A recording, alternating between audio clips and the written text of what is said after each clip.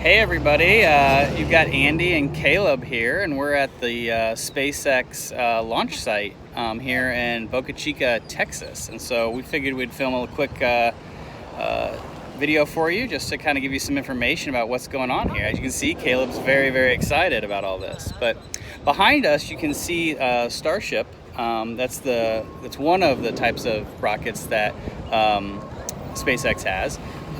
They've actually got three other types of rockets currently. They started with a rocket called Falcon 1 that they started flying in 2006 from 2009. That is no longer flying, but they fly Falcon 9, and they first flew that in 2010, and it's still flying. It has 9 engines, can lift 50,000 pounds into low Earth orbit, and that's what the Crew Dragon capsule, where they took some people on a trip to the International Space Station for the first time, not on a government-built rocket. That was a pretty big deal. Whoa! They've got a different version of that one called Falcon Heavy, which has 27 engines, 3 times the amount of engines. It can lift 140,000 pounds into low Earth orbit. Whoa! And it first flew in 2016. Whoa. But behind us is Starship, and Starship, it's right behind us, right? And it's huge, and you can't even, it's really cool that we could get this close to it, but it is huge. It first flew in April of 2019, and it last flew just a couple days ago on March 9th, right from here. Successfully flew up to 32,000 feet, came down and landed, and then exploded shortly after landing. But it's the first time ever that a rocket this big has been landed, and there's a very good chance that this one, which is called SN11, will be the first one ever to take off, land, and then be reused, which is the whole purpose around all of SpaceX stuff, which is why they can fly rockets. They think they can fly rockets so much cheaper than what they've been done in the past. It's really pretty cool stuff. So the current version has 6 very large engines, and it's 160 feet tall. Think about that. That is really tall. But it's going to get even bigger when they have the super heavy version. It's going to have 34 engines, and it's going to be 500 feet tall, or about 2.5 times as tall as that behind me. I mean, that's like as tall as skyscrapers in downtown St. Petersburg or downtown Denver. That's how big that is. It'll be able to lift 222,000 pounds into low Earth orbit. And that's just a lot. That's a lot of payload. That's really big compared to what we currently can lift up there. The rocket's made out of stainless steel. Maybe I'll get some closer shots in a second, but you can see it's made out of stainless steel. And I couldn't really find a direct answer on how long it takes to build start to finish, because Caleb here asked that question. But I think it's about 5 months start to finish. If I'm kind of doing some math around all the stuff, I think that's about right. But don't quote me on that. But the plan is to be able to build one every 3 days. That's what the goal is in 20 years, is to be able to do it in every 3 days. Caleb also asked what type of fuel it has. It uses a mixture of methane and oxygen. As you know, in order to need a fire, you need 3 things. You need fuel, you need oxygen, and you need a spark. So the fuel in this situation is methane. Oxygen they bring on board, especially when you get into outer space. There's no oxygen, so you need to provide that. And it also helps with thrust, because you can make it go really fast. Even though there's oxygen in our air, we can compress it and feed it through a pump, and then it makes the thrust even higher. So they have oxygen on board. And it costs about $900,000 to fill it up, is the belief. That once it gets to the big version, the one that's 500 feet tall, it'll cost $900,000. This one I think costs about $200,000 to $300,000 to fill up. Let's see, what other questions did Caleb have here? He asked how long does it take to fill up. That's the only question. I don't know. I couldn't find that answer. I just couldn't find it. So sorry about that. Basically, he asked about how does it light on fire. It feeds the methane and the oxygen through a combustion chamber, and the spark just lights it, and then from there on, the fire that comes out the bottom basically just keeps it lit, as long as it keeps feeding it methane and oxygen. He asked how long would it take to go to space. Well, that's an interesting question, because it's hard to define where space is, but usually it's defined as 62 miles above us, and that is 327,360 feet.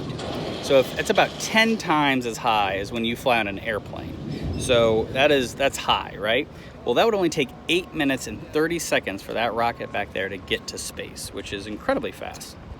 You might ask, well, space could be defined as where the International Space Station is, where it orbits Earth, he asked about, and that is about 26,000 miles.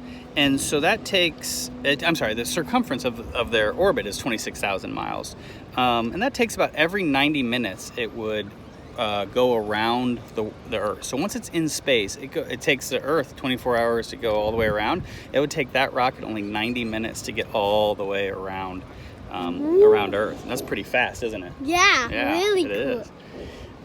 It could get to the moon in about 3 days, and it could get to Mars, which is where they eventually want to go, in 115 days, which is long, but also incredibly short when you think about it, right? And so all SpaceX rockets are designed to be reusable. We kind of talked about that earlier. That's a huge step forward technologically. The stuff that Boeing and other rocket companies have not been able to do that, and that's one of SpaceX's goals. So we're sitting here, Caleb, stay here. The two you can't go across. As you can see, we can get remarkably close to this. Like, it's literally just across the street, and I mean, it's probably, I don't know, 300 feet over there, maybe 500 feet over there. But you stay on this side of the street, and they kind of let you watch, which I think is just amazing. You couldn't get this close at Cape Canaveral, that's for sure. I've flown planes around the airspace of Cape Canaveral, and you can't even get that close in a plane. Like, you've got to be really far away from Cape Canaveral. But here you can just kind of walk up for now. I think that's going to change sooner or later. So if you have any desires to see this, you probably want to come soon. But there are two locations that they use to launch it. They use Cape Canaveral, and they use Boca Chica. This is Boca Chica, Texas. It's right at the tip of where Texas and Mexico meet. Mexico is about, I don't know, 3 or 4 miles that way. And so that's kind of where we're at the moment. For those of you who are watching in St. Pete, that's about 900 miles away. Sorry for those that are watching in Denver. I didn't do the math on how far away that was, but maybe your teacher can do that for you. You're closer in Denver to Boca Chica than you are to Cape Canaveral, which is the other location that they launched some of these things from. That's 140 miles away from you, those in St. Pete. But again, in Denver, I didn't do the math, I'm sorry, but maybe your teacher can do it. But that's the other location that they do this from. So the other question that Caleb had is, what else were these used for? They use it for a lot of things already. Launching Starlink satellites, which is the goal to bring internet to all facets of the globe. Right now you kind of have to have as you all know, a cable or a phone line to get your internet, but the idea is that one day we might have satellites connect us to internet, and therefore you can get it in the remote places where sometimes you can't get internet, like out in the ocean or high up in the mountains, or in rural areas, or in space, I guess. Yeah, technically that could work. And so, yeah, they will take a cruise to the space station. They already did that on Falcon.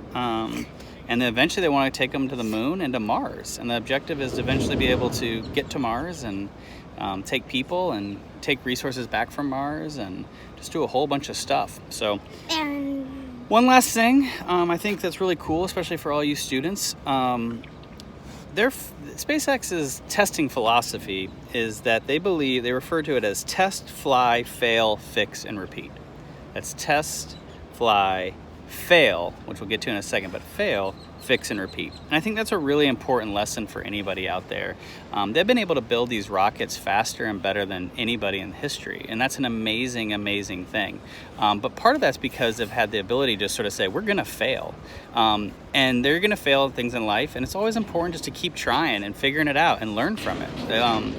The one that you can see them back there on a forklift, the reason that forklift is back there is because the rocket right before this that they took off a couple days ago exploded, like when they landed. And you think, well, that means that it failed, or that would be bad. And I think their philosophy isn't that it's bad. They learned a bunch from it. And this one right here might very well be able to succeed because the other one failed. And that's an important lesson, whether you're learning, whether you're designing, whether you're building things. No matter what it is, you're going to fail from time to time. And it's really important that that's not viewed as a negative, but as a positive, as long as you continue to learn from it. So that's pretty much it from here. And I hope you enjoyed this as much as Caleb and I have. Talk to you later. Bye.